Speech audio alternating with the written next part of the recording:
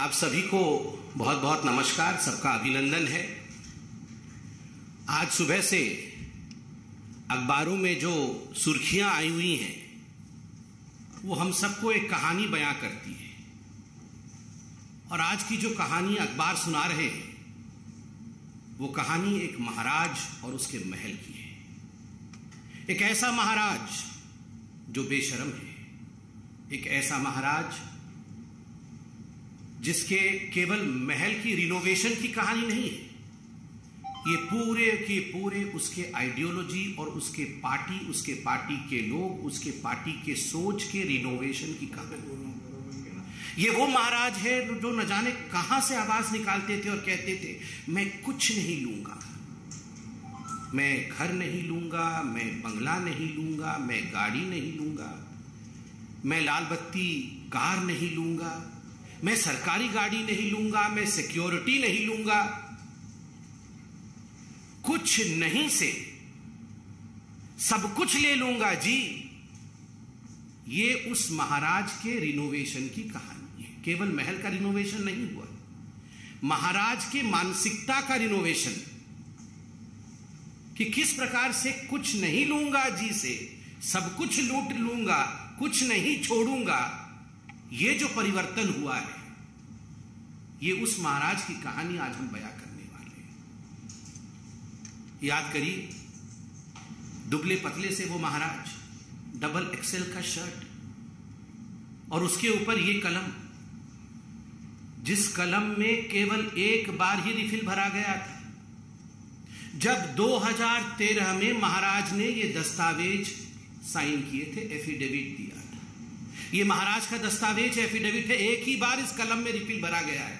आज तक उस कलम में रिफिल नहीं है, वो कलम केवल कपड़े में लगा रहता है, क्योंकि हस्ताक्षर तो मंत्री करते हैं। भ्रष्टाचार का काम करने का काम तो मंत्री करते हैं। महाराज ने एक ही बार हस्ताक्षर किया था और उसमें क्या लिखा था? उसमें लिखा था, मैं शपथ लेता हूं, मैं लाल बत्ती की गाड़ी नहीं लूंगा, मैं शपथ लेता हूं, मैं अपने लिए अनावश्यक सुरक्षा नहीं लूंगा। सुरक्षा बल नेताओं की सुरक्षा के लिए नहीं है, बल्कि आम आदमी की सुरक्षा के लिए होनी चाहिए। नेता को आम आदमी से ज्यादा सुरक्षा नहीं होनी चाहिए। मैं शपथ लेता हूं, मैं बड़ा बंगला नहीं लूंगा, आम आदमी की तरह सामान्य घर में रहूंगा। और बहुत सारी शपथ ली है, एक ही बार कलम का इस्तेमाल करके हस्ताक्षर किया था।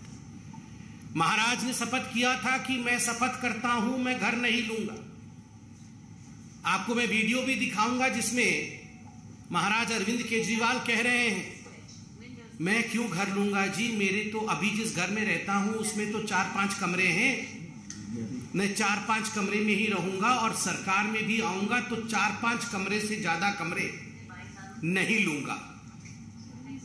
और मैं सरकार से भी निवेदन करता हूं कि एक छोटा सा घर मुझे दिया जाए, मुझे कोई बंगला नहीं दिया जाए, मुझे कोई गाड़ी नहीं दी जाए, और ये जो सरकार ने मुझे आवंटित किया है घर, इस घर को सरकार वापस ले ले। इस प्रकार की बातें करते थे। और आज मैं उस महाराज की हवस जो ऐसो आराम के लिए है, ऐसो आराम के लिए जो इस महाराज की हवस है, उसके हवस की कहानी सुनाऊंगा कि पैसे और ऐशो आराम के लिए किस प्रकार का इसका हवस है। मीडिया ने बताया है कि 45 करोड़ रुपए खर्च करके अरविंद केजरीवाल जी की जो सरकारी बंगला है उसका रिनोवेशन किया गया है। 45 crore rupees have been spent for the renovation of the bungalow of mister Arvind Kejriwal. इस 45 करोड़ रुपए को अगर हम देखें कि किस प्रकार से खर्च किया गया है, जो सिविल लाइन में उनका सरकारी बंगलो है, फ्लैग स्टाफ रोड में, आपको जान के आश्चर्य होगा। इसमें पर्दे की एक कहानी है, इसमें टाइल्स की एक कहानी है, इसमें मेटल फिटिंग्स की एक कहानी है, इसमें किचन की अपनी एक कहानी है।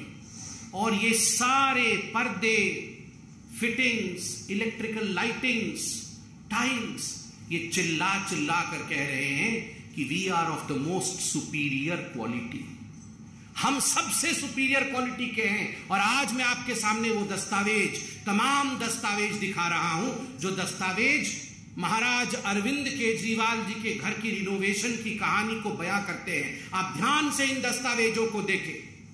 इन दस्तावेजों में एक एक पर्दे के रकम को, एक एक गैजेट के रकम को बयां किया गया है।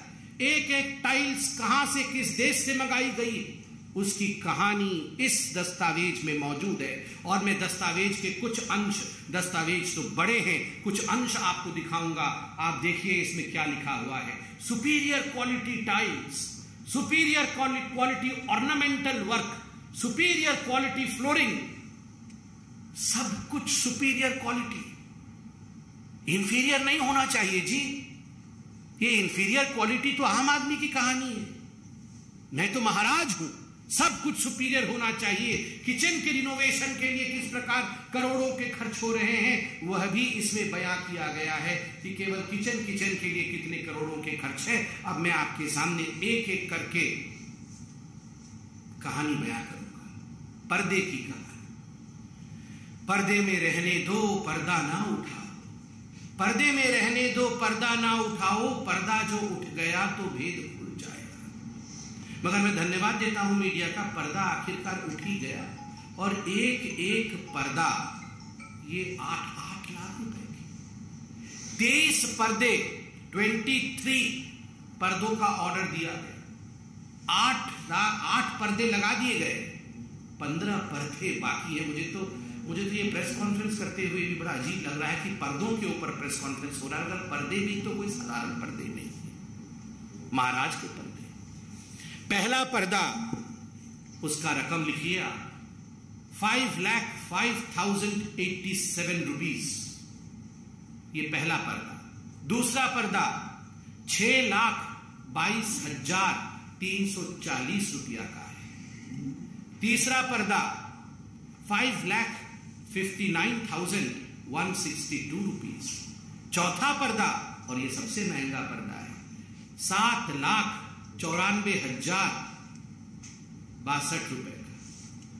7,94,000, गलती से मैंने 62 बोल दिया, 71, मतलब कुल मिलाकर के ये एक पर्दा लगभग 8 लाख रुपए का है, सबसे महंगा पर्दा। पांचवा पर्दा 3,57,291 रुपीज। छठा पर्दा 5,84,594 रुपीज। सातवां पर्दा 6,09,13 रुपया का। और आठवां पर्दा जो सस्ता है 3,92,247। ये सबसे सस्ता पर्दा इसमें है, ये पांचवा पर्दा है। जो 3,57,291 का, ये सबसे सस्ता है। बाकी तो सब बहुत ही महंगे हैं। 8 लाख के पर्दे। महाराज की कहानी सोच के देखिए, अरविंद केजरीवाल जी की 8 लाख रुपए के पर्दे लगा रहे हैं। ये तो पर्दे की कहानी है। ये वही अरविंद केजरीवाल है जो गले में मफलर लगा के आते थे, पुरानी कार में आते थे। और इनके सारे मंत्री, याद करिए, जब शपथ ग्रहण समारोह रामलीला मैदान में हुआ था तो सारे ऑटो में लटक के आए थे। एक ऑटो में 7 लोग लटक के आए थे, 2 आगे लटके हुए थे, 2 पीछे, और 1-2 पीछे अंदर बैठे हुए थे। वो बैठा कोई शायद नहीं हुआ था क्योंकि कैमरा नहीं दिखता, इसलिए सभी लटके हुए थे। सभी लटक के आए थे और कह रहे थे जी हमारे पास तो गाड़ी नहीं है जी, हम तो बहुत ही सिंपल हैं, हम तो गाड़ी नहीं लेंगे जी, हम तो ऐसे ही लटक लटक के ऑटो में चलेंगे। और आज 8 लाख के पर्दे लटकाए हुए। पता नहीं वो वैगनर गाड़ी कहाँ है अरविंद केजरीवाल जी की, आप लोग ढूंढिए, कभी देखिए उसको। एंटीक पीस बना के उसी घर के अंदर सजाया होगा कहीं, डेकोरेटिव आइटम बना के, उसमें भी 1-2 करोड़ खर्चा किया होगा जरूर। ये पर्दे की कहानी। अब मार्बल की कहानी। मार्बल की कहानी है ऐसी है कि मार्बल हमारे देश में वो मिलता नहीं है, वियतनाम से मंगाया गया क्योंकि देश के मार्बल से पसंद नहीं थे अरविंद जी। स्पेशल ऑर्डर देके मंगाया गया क्योंकि ये ऑर्डर हिंदुस्तान में नहीं पूरी हो सकती थी, तो वियतनाम से मंगाया गया है। और कुल 1,15,00,000 से अधिक के मार्बल अभी तक लगे हैं। 1,15,00,000 से अधिक के मार्बल अभी तक लगे हैं। आप सोच के देखिए, दिल्ली के सिविल लाइंस स्थित 6 फ्लैगस्टाफ रोड में। बंधुगण, prefabricated artistic wood panel, केवल ये रंगाई लिपाई करके अगर दीवार बन जाए, जिसको हम लोग घरौंदा कहते हैं, इस घरोंदे में तो रह नहीं सकते थे अरविंद केजरीवाल। तो प्री फैब्रिकेटेड वुडन वॉल्स, ये साधारण दीवारें नहीं होनी चाहिए, वुडन वॉल्स प्री फैब्रिकेटेड, तो उस पर खर्च किया गया 4 करोड़ 37,37,000, लगभग 5 करोड़ रुपए आपने केवल दीवारों पे वुड लगाने के लिए खर्च कर दिया है। क्या आलीशान बड़े बड़े राजे महाराजे, वो भी अब सर झुका करके खड़े होंगे, जय हो अरविंद केजरीवाल जी की, आप तो हम सबके पिताजी निकले। मतलब हमारे दीवार पर भी इस प्रकार का सामान नहीं लगा हुआ था जो आपने लगाया। महाराज अरविंद केजरीवाल चक्रवर्ती, मतलब ऐशो आराम में चक्रवर्ती सम्राट निकले। फिर प्री फैब्रिकेटेड आर्टिस्टिक स्टोन, केवल ये वुडन पैनलिंग लगाने से खुश नहीं हुए, आर्टिस्टिक स्टोन्स जो हम लोग सुनते थे कि महलों में वो रत्न अलंकार जड़ित होते थे, उस प्रकार से आर्टिस्टिक स्टोन वर्क किया गया, जिसमें 58,58,555 रुपए, 58,58,555 रुपीज ये स्टोन्स, प्री फैब्रिकेटेड स्टोन्स लगाने में खर्च हुआ। तो आप सोच के देखिए, 5-6 करोड़ की दीवारें अरविंद केजरीवाल जी ने बनाई है। और तो और decorative pillars, railings, metal decorative pieces पे लाखों खर्च किए गए। बंधुगण, कुल मिलाकर के ये सब 45 करोड़ रुपए का खर्च करके, मगर अभी इस कहानी का सबसे दर्दनाक मोड़ जो मैं आपके सामने रखने वाला, the most pathetic issue as far as the renovation of this whole mahal of Arvind Kejriwal ji is concerned, कि ये उस समय रिनोवेट हो रहा था जब कोरोना की महामारी से पूरे दिल्ली में हाहाकार मचा हुआ था। मैं डेट के साथ आपको पूरा पीस रखूंगा, आपके सामने पूरे आंकड़े रखूंगा। आज समझ में आ रहा है कि अरविंद केजरीवाल जी जिस समय दिल्ली में ऑक्सीजन सप्लाई केंद्र तो कर रही थी, टैंकर तो आ रहे थे, मगर टैंकर अस्पतालों तक पहुंच नहीं पा रहे थे। क्यों? लोगों को, आम आदमी अपने घर बेच रहा था इलाज के लिए, क्योंकि अरविंद केजरीवाल जी अस्पताल में बेड नहीं दे पा रहे थे। उस समय अरविंद केजरीवाल जी अपने महल के रिनोवेशन में व्यस्त थे। 1 सितंबर 2020 जब कोविड का पहला चरण, पहला वेव चल रहा था, तब रिनोवेशन के लिए 7,91,00,000 रुपए सैंक्शन किए गए। 8 जून 2021 को जब ऑक्सीजन सिलेंडर के लिए दिल्ली में हाहाकार मचा हुआ था, उस समय 1,64,00,000 रुपए अरविंद केजरीवाल जी के महल के रिनोवेशन के लिए सैंक्शन किया गया। 22 अक्टूबर 2021 को जब कोविड का विषय पूरा चल रहा था, उस समय 9,09,00,000 रुपए सैंक्शन किए गए। 30 दिसंबर 2021 को 5,73,00,000 रुपए सैंक्शन किए गए, मगर ये कम पड़े, इसलिए 8 करोड़ रुपए और देने पड़े और 8 करोड़ खर्च हुआ। और 29 दिसंबर 2020 को 9,34,00,000 रुपीज, 9,34,00,000 रुपया ये सैंक्शन किया गया महल के रिनोवेशन के लिए। आप सोच के देखिए, आप सोच के देखिए किस प्रकार का ये विलासिता की कहानी है। जब लोग कोरोना के हाहाकार से परेशान थे, जीवन त्याग रहे थे, अपने घर बेच रहे थे, उस समय अरविंद केजरीवाल जी अपने महल को रिनोवेट कर रहे थे। और बंधुगण, यहां पत्रकार बैठे हैं, मैं सभी पत्रकारों को हाथ जोड़ के आज धन्यवाद दूंगा। ये धन्यवाद बीजेपी की तरफ से। कुछ खबर हम भी रखते हैं, हमें भी खबरें आती है। केवल अरविंद केजरीवाल जी को एसीबी, ईडी, आईबी ये सारे लोग फोन करते हैं, बताते हैं, हमें भी कुछ लोग फोन करते हैं। कल लोगों ने बताया हमें कि जब से ये दस्तावेज आए हैं, तब से अरविंद केजरीवाल जी ने सभी पत्रकारों को, जो प्रमुख टीवी चैनल, उनके संपादकों को फोन किया है, उन्हें कहा है कि आप ये न्यूज मत चलाइए। और 20 करोड़ से 50 करोड़ रुपया तक ऑफर किया गया है चैनलों को कि आप 20 करोड़ रुपया लीजिए, नहीं तो हम 50 भी देने को तैयार है। मगर मैं धन्यवाद देता, आज सभी अखबारों ने इसको प्रमुखता के साथ छापा। आज सभी चैनल इसे प्रमुखता के साथ रख रहे हैं। ये अपने आप में एक बहुत बड़ी बात है। ये दिखाता है कि किस प्रकार से हिंदुस्तान की मीडिया सच्चाई को आगे रखने में हम सब के लिए एक उत्कृष्ट काम करते हैं। और अब जरा सुनिए महाराज की जुबानी कहानी।